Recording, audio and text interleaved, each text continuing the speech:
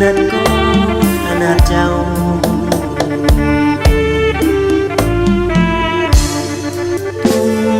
បីអើ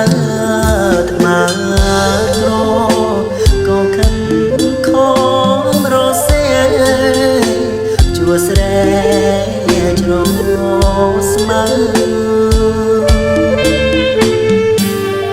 ចិញ្ចឹមកូនក្របីមិនដែលស្ងៀមនៅចិញ្ចឹមកូនចិញ្ចឹមចៅថែមទាំងអ្នកពូ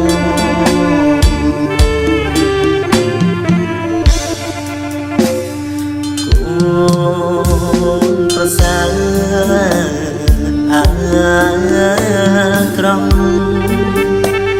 ម៉ែមិនកើតស្រណោកុំសាអ្នកស្រែខំធ្វើសេរសេចិញ្ចឹម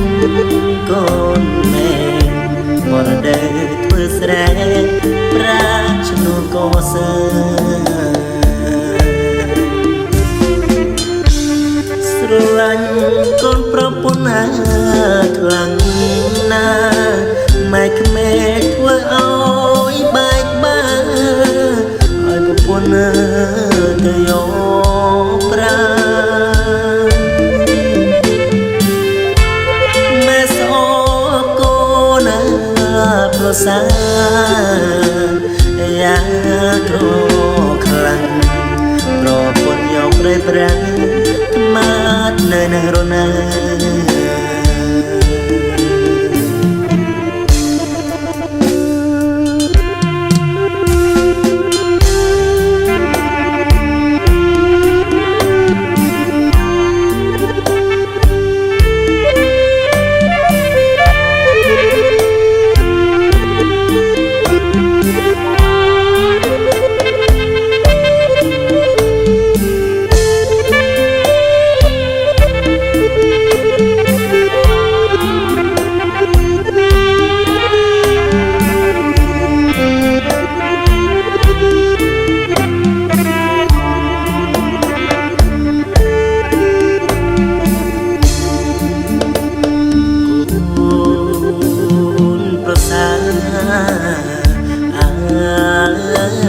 ក្រ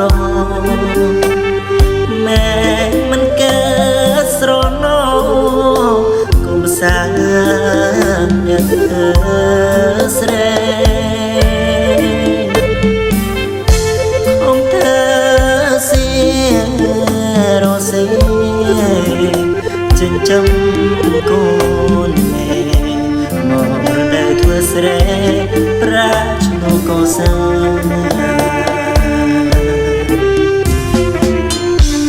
ស្រឡាញ់កូនប្រពន្ធណាខ្លាំងណាម៉ែក្មេកធ្វើឲ្យបែកបាក់ឲ្យប្រពន្ធទៅយកប្រាម៉ែសអ